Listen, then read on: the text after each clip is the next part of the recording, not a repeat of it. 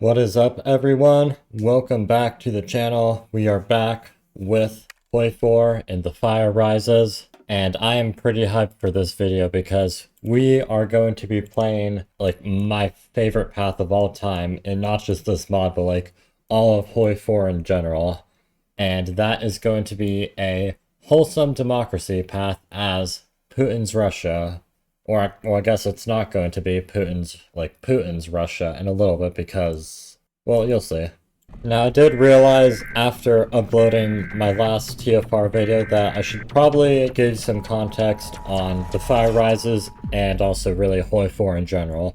So Hoi 4, or Hearts of Iron 4, is a strategy game where you play as any country of your choosing, and you're given a map, and you're given a bunch of other stuff like this thing here, which we call a focus tree, a bunch of decisions to do all sorts of things. Like vanilla Hoi 4, just the base game is set in World War II, but The Fire Rises, which is the mod I'm playing, is set in the year 2020, and it's basically set on the premise of what if 2020 was even worse than it was in our timeline somehow. So like COVID is worse, it causes several world leaders to die, and it causes the US to have a civil war, and it causes all sorts of other weird shenanigans across the world. This mod is known for like schizo, insane LARPer paths, but we're not doing that today. We're doing a wholesome, fun path. And some of you guys may be a little skeptical, like, wait, how does a wholesome path come out of Putin's Russia? I thought that's like a mean dictatorship. Just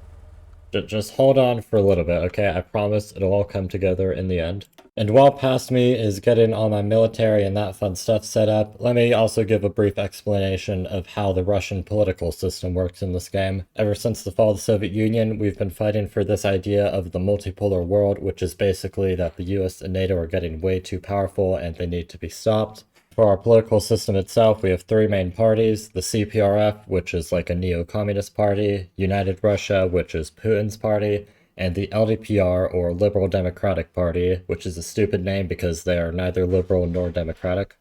We are enriching Mother Russia, and I really want to do this part of the focus tree because, as you can see, this kind of fits with the whole theme of, you know, wholesome.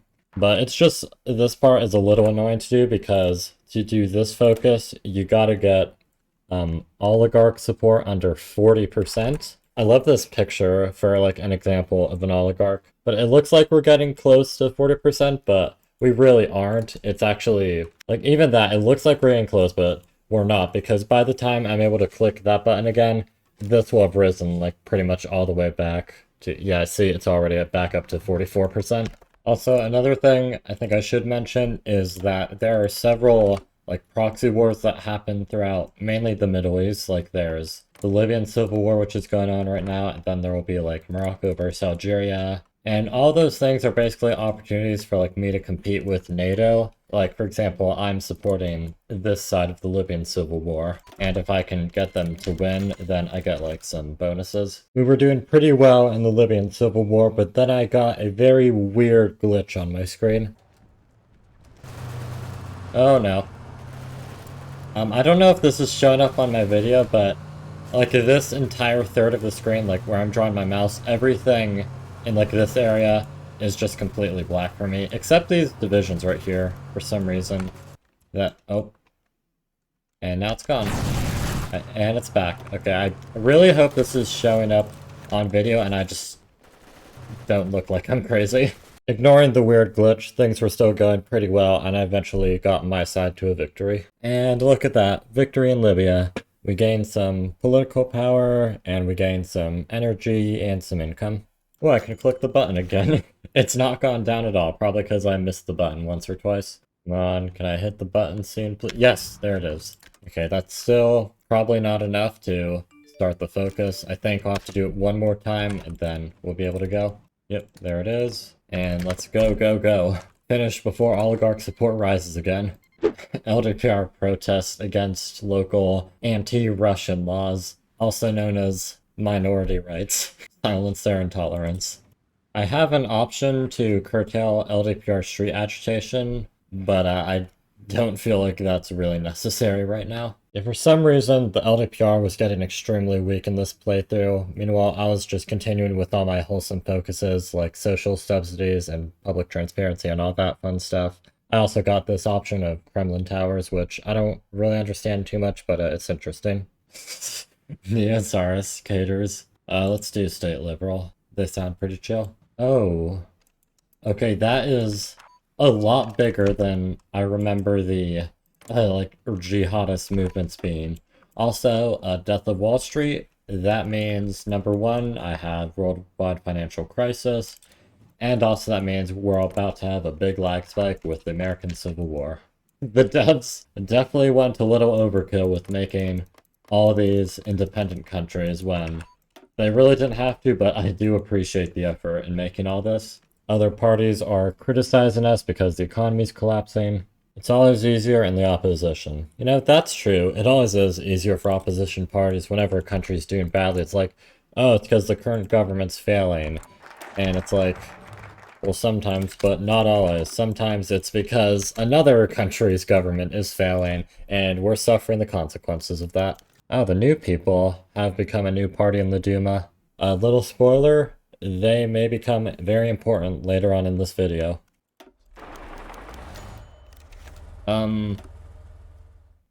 Speaking of which, Putin has just gotten COVID-19. Disturbing indeed. I think, does he have a new profile now? Yeah, he does, because he's sick. Well, on the bright side, we did just get Algeria to win the war with Morocco, so we've got our bonuses, so, you know, it's not all bad. It's just... I swear, guys, it's not all bad, okay? So we can choose to either retire him or say, no, he's gonna stay.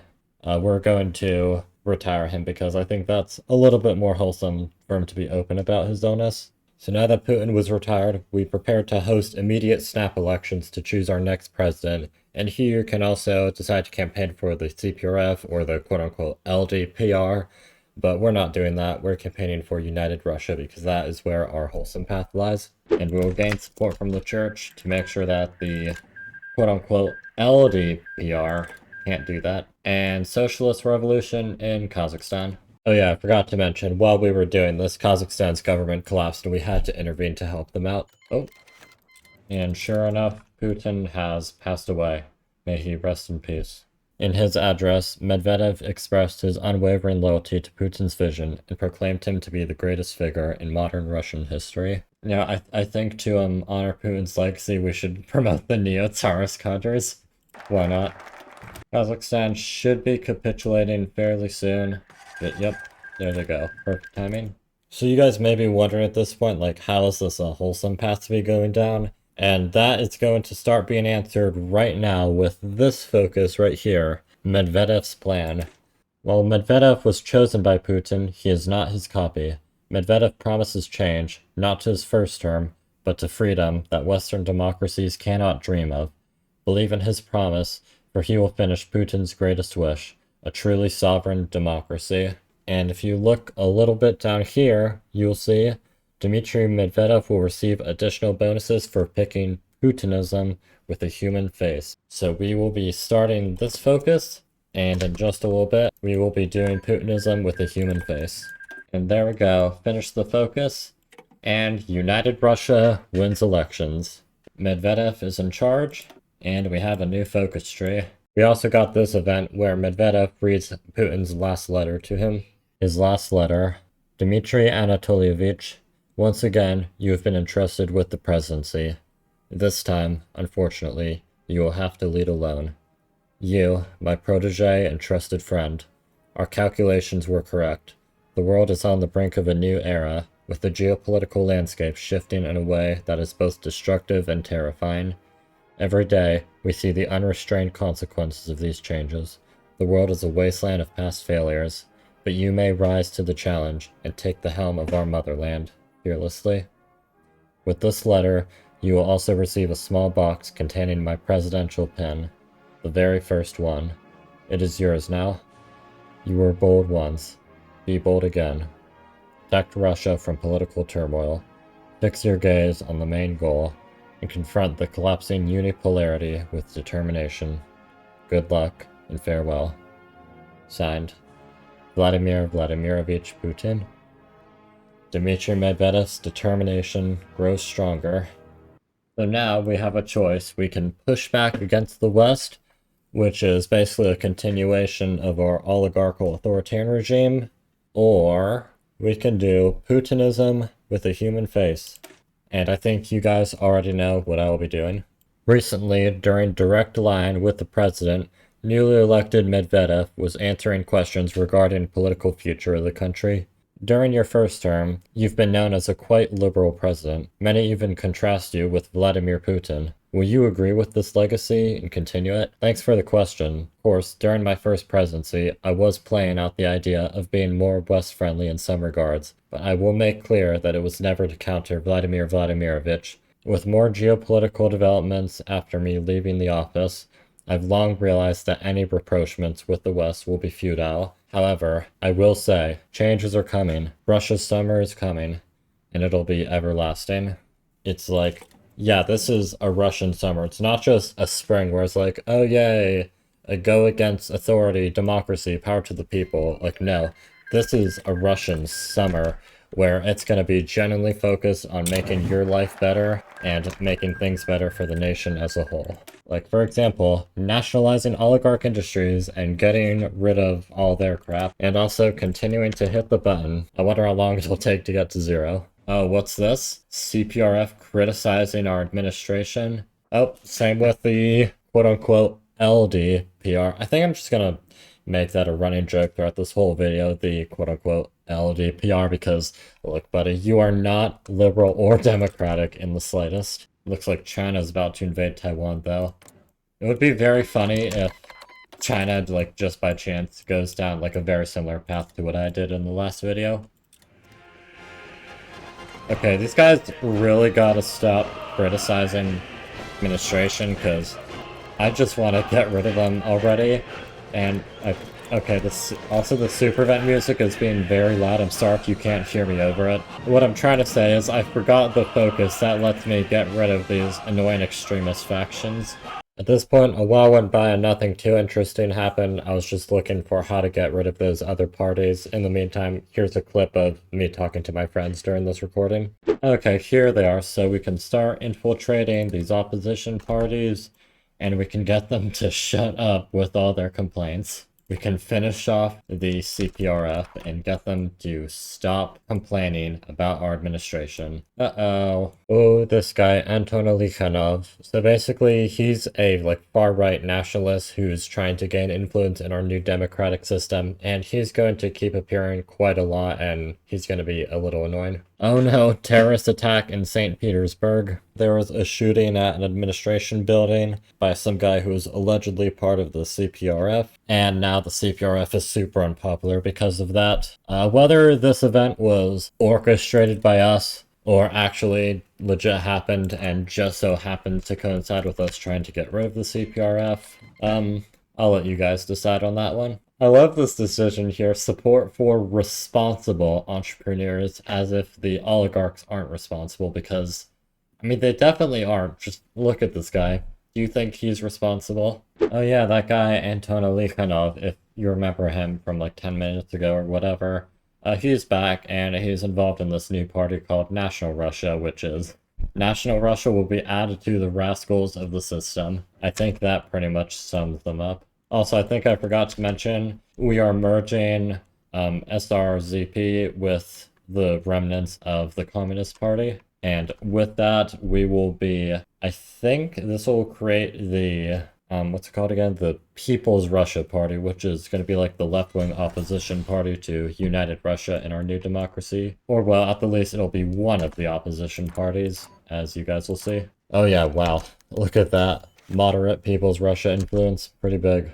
Ooh. So this here is a big deal. After the manifesto of the newly formed People's Russia, the New People Party began to take steps to fit into the new mechanism of Russian politics. And for some reason they're added to the rascals of the system. I don't know why. I guess it's because we didn't plan for them to appear. By this point, I was pretty much done setting up our wholesome democracy, which meant it was time to start looking out to the rest of the world. You may have noticed that I've already annexed Belarus on the map, and the next thing I decided to do was intervene in the American Civil War. Here I decided to support Trump since the alternatives were communists and fascists, so, I figured he was probably the best outcome for them. We will recognize Trump's government as America's authority. And I think I'm mainly just gonna help him deal with the Patriot Front. Maybe I'll do more stuff with the APLA, but we'll see how I'm feeling at that time. Can we get a breakthrough here? Maybe. It looks like we've kind of got one already. The intervention went okay, but eventually I just got bored and started focusing on the rest of my focus tree. Alright, so now we are going to start declaring some special military operations, and I think this is where the game might make me recall my volunteers, because I will be at war myself, and it'll be like, hey, you need those troops to handle your own country, you can't be sending volunteers, which, I guess that's fair enough. I first demanded that the Central Asian countries be my friends, they all said yes. I then demanded that the Caucasus be my friends, and after a little bit of convincing, they also said yes. Now things are starting to get really serious. You see, I've sort of been expanding my influence throughout all the countries that neighbor me, but there is one country where I can't do that super easily, and that is Ukraine. So I've been lining up my troops, preparing to invade them, and you may also notice that I'm preparing my troops to invade NATO countries, and you'll see why in just a little bit.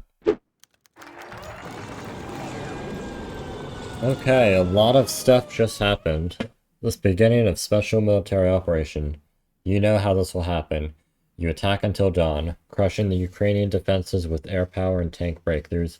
And just like that, special military operation in Ukraine. And also we get this little issue of the Nagorno-Karabakh issue, where basically like Armenia and Azerbaijan have some border disputes. This is available to you because you've chosen Putinism with a human face. Let's try to find a compromise. I guess that's pretty fair. Armenia gets the split off part of Azerbaijan, and Azerbaijan gets Nagorno-Karabakh. And also the borders look pretty clean. Anyways, back to the main front, the war. You guys start advancing here. Awesome, so there's our foothold in the south. And I just want to take this time to mention that I do not necessarily support the Russian invasion of Ukraine in real life, and I especially do not support the deaths of civilians that are happening on both sides of this war. Like, I know games like Hoi 4 can kind of just portray war as like this fun thing you can get involved in to expand your country, but like in real life it is actually a really tragic thing that happens. And this is another way we can be wholesome. We can do Operation Armageddon, or we can protect civilian lives. Skirmishes at the Polish-Belarusian border. It'll probably be fine. No, it's not fine. War breaks out in Europe. Yep, this is what I was talking about earlier. From what I understand, one of our divisions was near the Polish border when we suddenly lost contact or control over like a tank or something, and it started just firing in random directions, and then it hit some Polish troops across the border. The Polish troops were mad and fired back, which led to a little skirmish, and now NATO has fully blamed the incident on us. They've invoked Article 5 and they have declared war. Blood trenches Europe's soil once again. Oh wait, my music's off, hang on. Now how do I turn this on? Music.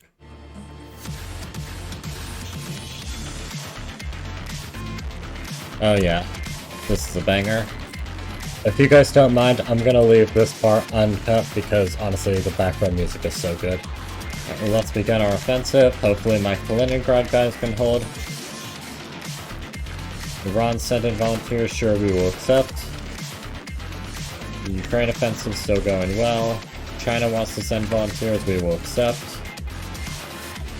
Have I called all my allies in? No, I haven't. Call off. Hang on, the music's a little loud, I'll turn it down a bit for you guys.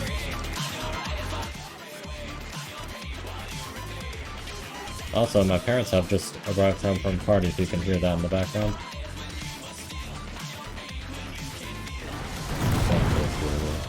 I'm green, not gray. I'm red while you're gray. I'm clean while you pay.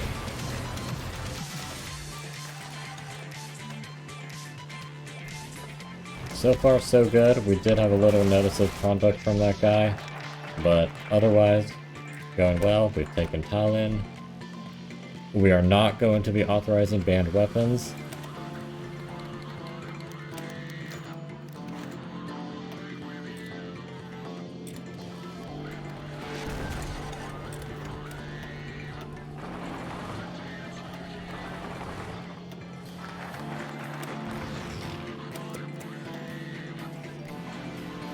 taking Riga, and Latvia should be down in just a bit. How's Air Force doing? Pretty good, just struggling in Poland and Western Ukraine. Ukraine should be capitulating very quickly. Wow. Usually my guys don't take Lviv that fast, but I guess we're cooking.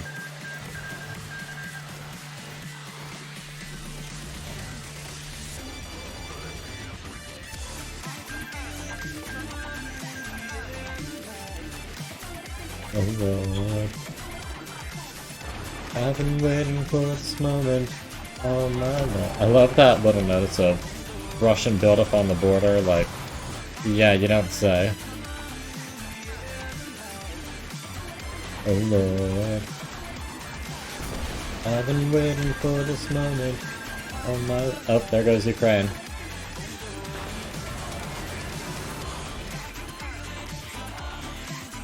Alright, let's clean up these front lines a bit.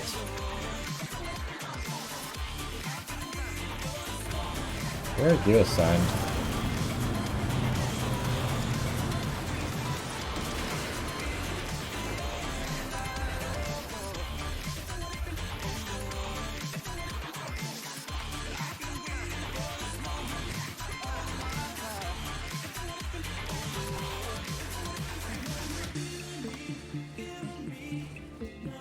But shattered dreams and shattered dreams feel like I could run away from this empty heart.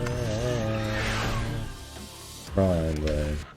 Hopefully that part wasn't too boring for you guys. I just think the music's so good. I wanted you all to hear it. Also, hope you guys appreciated my attempt to sing. I'm green, not straight. I'm right by your way. Shattered dreams and shattered dreams feel like I could run away from this empty heart. Well, unfortunately that banger is over, but that's okay, because now I can explain my master plan. So what I want to do is delay the Polish offensive for a bit, and I'm first going to invade the Balkans and see if I can gain any influence there after the war's over. Also, brief side note, do any of you guys either get the cities Bucharest and Budapest mixed up? Because personally, I do that all the time. They sound so similar. Whoever made this up should be, I don't know, punished in some way, because what are we doing here? And with Bucharest. Alright, we got Romania. Awesome. Should get Bulgaria in just a sec. And once that's done, yep, Russian forces storm Sofia. Bucharest retaken. It's not been retaken. That's something the devs need to fix. They say a city's been retaken when it's just like your puppet government taking it. There goes Bulgaria. Oh, Turkey has left NATO. I see how it is. You realize your side's losing, so you decide you're gonna dip. The invasion of the Balkans was a total success, and I was ready to launch my final offensive against Poland. I forgot the, NATO likes to do this, launch annoying naval invasions. Let me deal with this real quick. Go bully Italy, it'll be funny. Oh, Krakow, and there goes Poland, and I think that should be it. Yep, victory! Oh, and also another great thing about this path is the super events we get for victory are really good. Like, there's two of them, one for First European War, one for Second European War, and both of them are bangers, so I'll turn on my music and let you guys give this one a listen.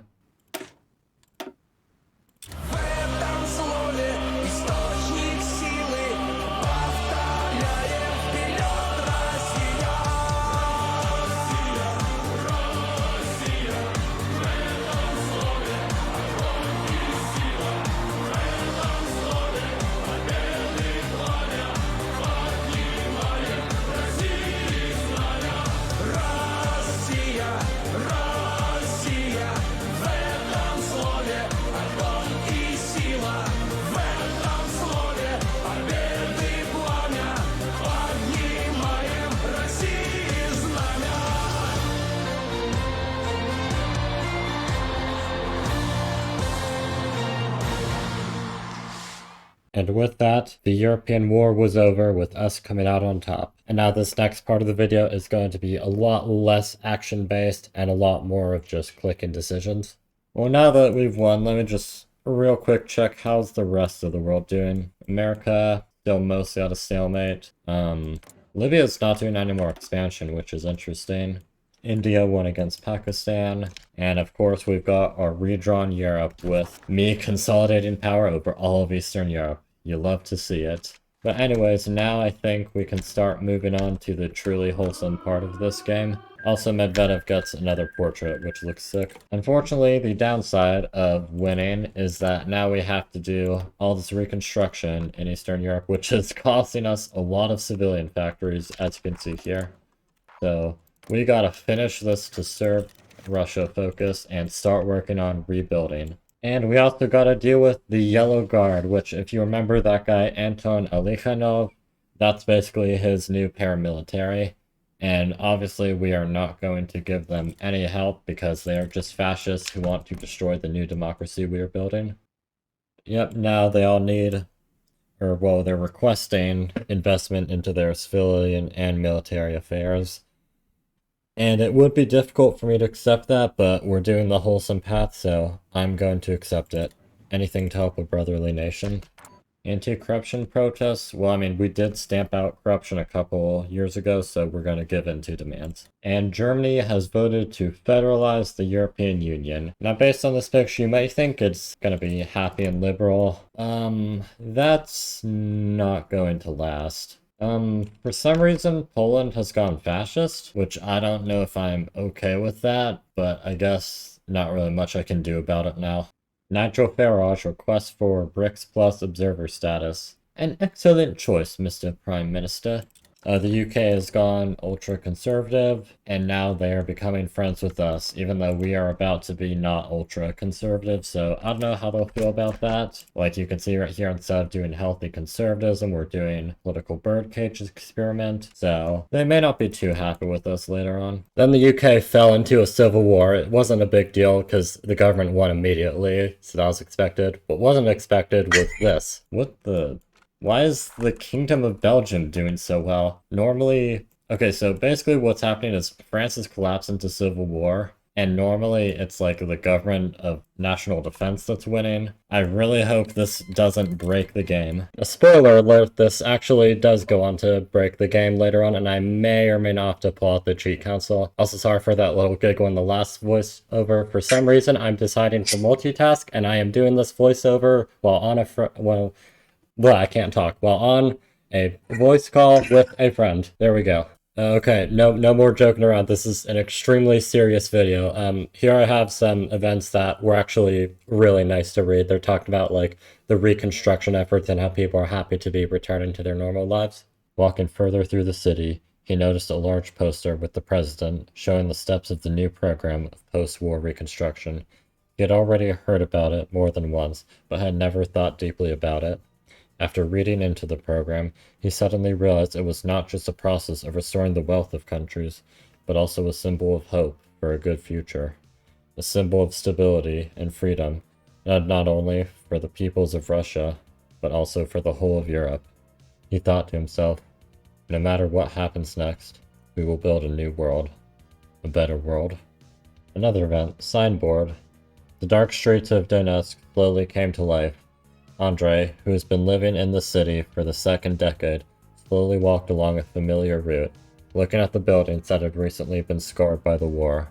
Some facades had already been repaired, and some still had empty window openings, but the city was breathing more deeply and confidently than before. The night he found himself in the city market, and suddenly the bright light of neon, picking out a familiar silhouette from the darkness. Donetsk anime store, read a huge sign above a small building. Okay, so he's going to an anime store? That's fun. On the sideboard, Suzumiya Haruhi was smiling, and underneath it sparkled, "We've reopened." Andrei stopped, feeling a strange warmth in his chest. He remembered this store when he was very young, and it was here that he got to know the world of Japanese animation. But then came the shelling, the war. The endless wailing of sirens and death. It seemed like forever. But now the neon was on again, reflecting in puddles on the asphalt. Andrei smiled. There was something important in this light. Not just the opening of a store, but a sign. Life was coming back, not only in the form of bread and roofs over your head, but also in something so small, unnecessary for survival, but so dear. On pushed the door open. The interior smelled of new volumes. The covers glittered on the shelves, and behind the counter stood a smiling girl in a maid costume who bowed to the midnight guest. Andre nodded in response. The war was receding, piece by piece, by signs, by smiles, and that was just the beginning. The stone heart is beating again. There's a couple events like that in this mod. I forgot just, like, there's so many. Well, I guess it's not too many, it's only 2 so far, but still, it's just really, like, happy and wholesome to read through those of people being like, yay, life's coming back. I think what I'm trying to say here is, like, this is a common theme in this path, that it says so much and so little. Like, those are just 2 events, and yet they feel like so much. They say a lot about how the war is over, and how people are returning, and like I said, life's coming back. It's honestly really beautiful. Oh, I forgot, there's a decision I'm supposed to take that continues with the wholesome trend. It's this one right here, decide the fate of our party. And I'll also do some propaganda. Which one? We'll do you are the future. Maybe it is time to loosen our grip. Publicly blame oligarchs who have stayed in their posts for too long for a country's previous failures, and declare Russia a truly democratic country. This is what Putin really wanted. And look at that, democracy in Russia. Let's take a look at that ideology map mode. Yep, we are now a conservative democracy. Just don't mind our fascist ally right here. I don't know what they're up to. Right, well, we finished all our Reconstruction stuff, so now we can do start of the multipolar world, and then the future of Russia. Dear Russians, we have gone through a lot, from being surrounded by those who'd want our nation gone, constant pressure on us, and several degrees of hatred thrown at us, yet we prevailed. Our rivals were met with the inevitable consequences of their actions, and in that we have reaped the fruits of our labor. There have been many ways our nation could have been led to a dark path, but with your faith and ambition, we've gone through one of the worst times in history, constant change, war, and death. When our children look at the world map, they'd be amazed at how unchanged Russia has been through this period. Well, somewhat unchanged. Internally, we've made wide sweeps across the system, giving more breathing room to future leaders, and although our previous course has ensured our stability, it is for the better to give the new generation the ability to set their course in our stable future. However, there's a sentiment of fatigue across the nation. So much has been sacrificed. Sacrifices that won't be forgotten. The scars inflicted on the world will remain, and from those scars, we will learn, rebuild, and improve. I share this sentiment. I have done a lot, you have done a lot, and it is with a heavy heart that I must announce my resignation. It is bittersweet. The future remains uncertain, but knowing that we have set the foundation for the future leaders to build upon makes me feel more hopeful about the future of Russia and the world. With that, I bid you all farewell. Thank you. Into the unknown once again. So Medvedev is stepping down, and he's allowing for the democratic process to take action. So here's the thing, we are only given 2 options for what party we want to campaign for. We got United Russia and People's Russia, but there are actually 2 other parties that we can get in charge, and I'm going to be getting one of them in charge in this playthrough. And there's a specific way you can do that if you want to check this out right here. This is our balance of power mechanic. United Russia support and People's Russia support. If it's on this side, then People's Russia wins. If it's on this side, United Russia wins. But then if it's in the center, as it is right now, the results are not clear. We get a very special decision that I'll be showing you guys in just a sec. So the opposition's going to do some stuff to push it to their side. Like as you can see right there, it just moved a little bit towards People's Russia. And as long as I can keep it at least within this area, like between that bar and that bar, then we will get our event. This guy right here is one of the candidates who we can get. It's our old friend Anton Alikhanov. But obviously we're doing a wholesome, and like it says here, this brute must not win. So we are going to beget someone else. To beget? I don't think that's proper grammar past me. Okay, I think we'll just do one more thing. That should guarantee that this stays in the middle. Maybe it'll push it over to our side too much, but then it'll get pushed back over to People's Russia pretty quickly. And there we have our event. The power balance is too close to call, so now they are having to pick a different candidate. So we have Anton Alikhanov, our old not friend, who obviously we are not picking, and instead we will be picking this guy, Vladislav Davankov, the leader of the New Russia Party. So now here's our new focus. This right here is more foreign policy stuff. This is politics, and this is the economy. As you can see, this focus is locked because we needed to do like the ally with the oligarchs focus to get this one, if you remember that from like 20 minutes ago or whatever. Instead, we did the nationalized oligarch stuff, which gives us Russian way for capitalism. There we go. Vladislav Davankov wins Russian elections. Today, Russia reaps from the fruit of the reforms she made. The entire country has been more active than ever, with the presidential race reinvigorating Russian society. While Medvedev's transition of the government was seen as nothing more than chair switching, the end result has surpassed most expectations. With the race being so close, New Russia managed to come out on top. Originally meant to be a sub-faction of United Russia after the foundation of the two-party system, it became big enough to rival it. Late Putin saw its creation as a way to get market liberals a voice in parliament. Now, it leads the charge of the Russian democratic experiment. The victor of the race is Vladislav Davankov, a young and energetic face of the party. Foreign observers state that his use of internet agitation and PR stunts among the youth regarding corruption, immigrant control, market reforms, makes it difficult to exactly pinpoint what policies he will commit to. And we have a government minority in the Duma, and that is because, as you can see here, we were kind of just a third compromise pick between United Russia and People's Russia. So we gotta gain popularity. Communitarianism. So basically, sovereign democracy is an idea of a perfect democracy, as they call it, where parties have fairly similar views and cooperate and work for the betterment of the state as a whole. And the communitarians specifically advocate for a liberal platform, but without the Western liberalism, which is leading to, Yeah, so I think the whole Belgium victory in France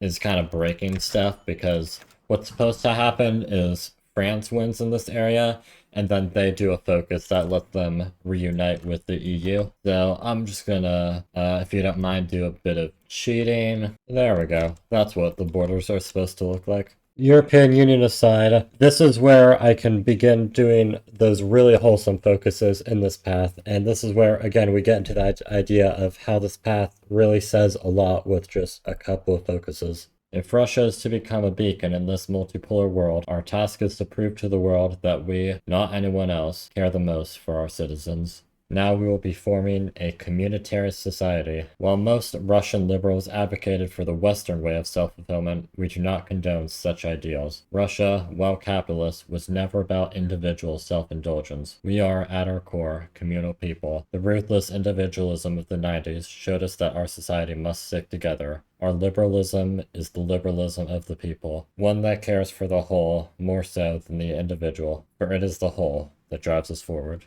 I was having a really happy time reading all of these focus descriptions when this happened. Uh-oh. That's a problem. Klaus Schwab rises to power in the European Union. So in case you guys don't know, Klaus Schwab, at least in this mod, not really in real life, but in this mod, he is the New World Order. This is his ideology. True globalism is a set of ideals and principles established and followed by a very limited circle of the richest and most powerful individuals of the world, represented by people such as Klaus Schwab and the World Economic Forum. Souls will obey, minds will kneel, and their bodies will succumb. The mask has slipped, and the world sees its true face. If the only way for you to preserve power is to maintain a collapsing system, how much of humanity are you willing to sacrifice?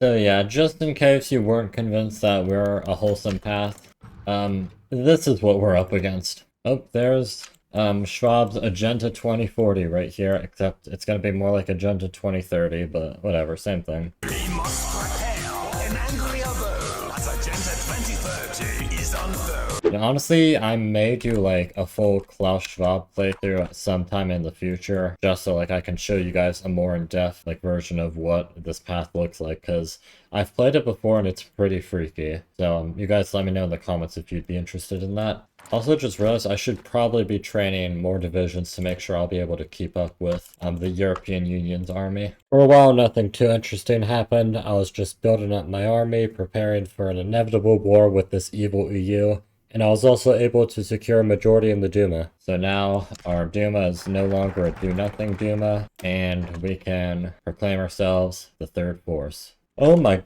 okay, the EU just got really big. They annexed Austria and Switzerland and Italy. Oh, and now, oh, and they annexed Ireland too. Okay, yeah, this is, and they annexed, or well, got a puppet over Denmark. Okay, this is bad. We gotta do something about these guys. This is Klaus Schwab, and I'm here to say, you must give more of your rights away. Your sacrifice is the only remedy for the real pandemic. Humanity. Also, I love the irony of on the ideology map mode, how originally it's like, oh yeah, Europe is the bastion of liberalism, Russia's authoritarian, and now it's Russia is socially liberal and EU is the one going authoritarian. Meanwhile, back with my own tree, I was nearing the final focuses of this focus path, and yeah, they continue to be wholesome. Promote economic transformation. A diversified economy, one with a more progressive tax on large corporations, using all of the modern technological marvels to ensure efficiency. We must ensure digitalization for this to work, of course, for the new economic miracle will not come with an early 2000s business mindset. So we're getting rid of big corporations. Thank goodness. I am so tired of all these big corporations dominating in the Western world. Ooh, hang on. Good, they're failing. Russia is transforming an economy for the people, by the people, where corporations and businesses care for the consumer more for increasing its market value. While this process might be fragile and unsustainable in the long term, it is our job to make it so. We do not need to dominate the world economy like the Americans or the Chinese did. We just need to ensure our own prosperity. Russia above all. I mean, I don't even really know what to say to that. That's just like, yeah, that's wholesome. Not trying to dominate the world economy, just making yourself better. Well, now we can do our final focus for our communitarian Davankov path into the future. Cornucopia. Drizzling rain drenched the St. Petersburg speech, while Yegor headed to his favorite shopping mall. Thanks to the constant salary increases, he could afford more and more expensive things and high-quality food. The guy was very happy about this and enjoying all the benefits, saving money for a new apartment along the way. And now, he's inside. First thing that catches your eye are the lavish clothing stores. Hats, caps, jackets, coats, t-shirts, trousers, jeans, shoes, and much more are offered for purchase. Many expensive brands are fighting for the buyer, and each project has excellent quality, which often surpasses even the European one. There are the perfume shops. A huge number of smells descend on Yegor, and literally every one of them causes a real delight. Going up to the second floor, he discovers a variety of shops. Some offer the most advanced and high-quality equipment from Japan and China. Others provide a selection of the best furniture from all over Eastern Europe, and others are able to give children and teenagers a happy childhood, which they could only dream of. On the third floor, his attention is drawn to the selection of the best restaurants in Russia, each of which is able to give an unforgettable taste of a variety of dishes from all over the world. There's a food court nearby, which is cheaper, but even here, fast food chains use first-class products and help a wide variety of people have a quick snack, from students and school children to parents and business managers. Yegor smiled, looking around all the riches of this shopping center, one of thousands located throughout his homeland. The new people really were able to change Russia, turning it into an economic superpower where everyone could afford whatever they wanted. Yegor went to the cafe, French bakeries, his personal favorite, grabbing a croissant and coffee. He sat down in one of the empty seats and looked out the window. he realized how happy he was to live in Russia.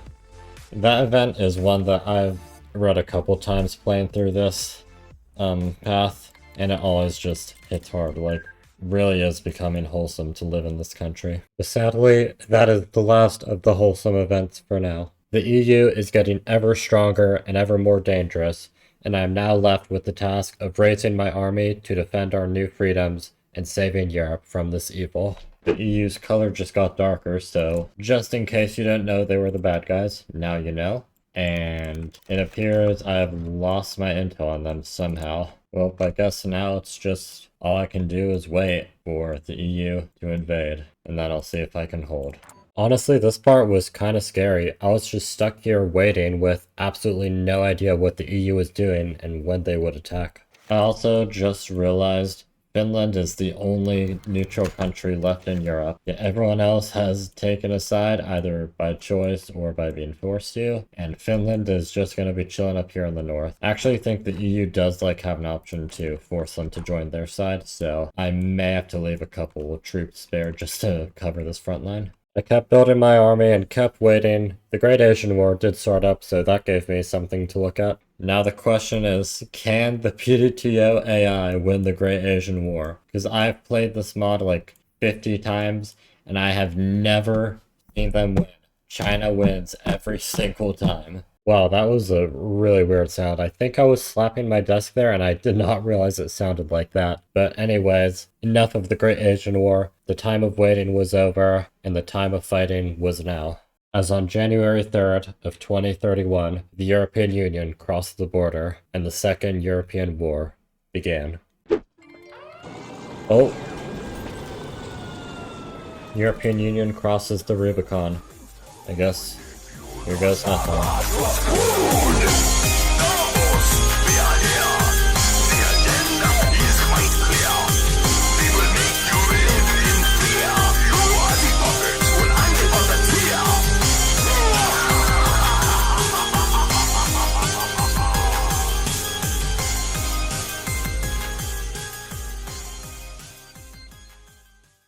I guess also call our allies into the war. Call all.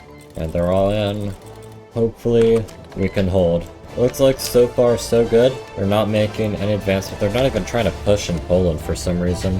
I mean, their divisions are getting deorganized from all this attacking, so let's try an offensive in Greece, see what happens.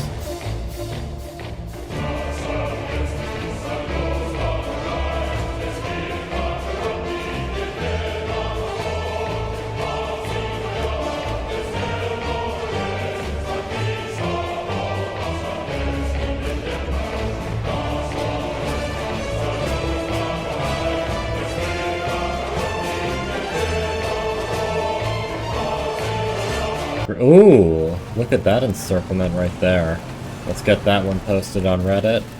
Finland is collapsing. Yep, this was not a good idea. Should have just stayed neutral and not made a deal with these guys.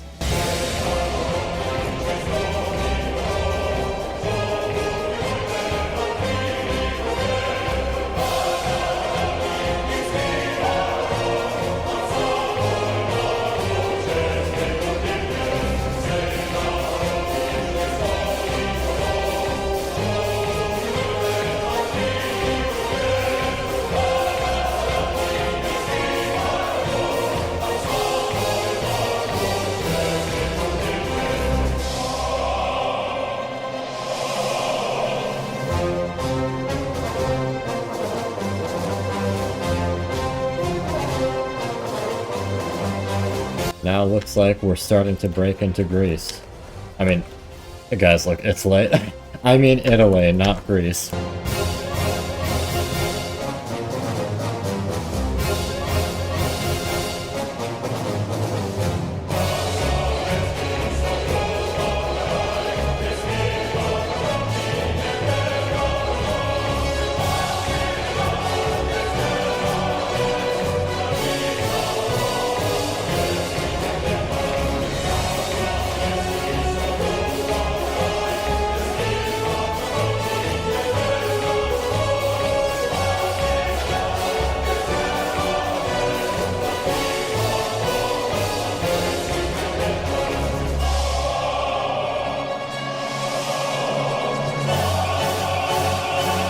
Hey! Alright, the main EU's down, it's just Scandinavia left. Here they come, a bunch of divisions. Alright, you take Oslo, and that stuff as well. Well, it looks like we've pretty much won. They're gonna capitulate, and we will redraw the map of Europe.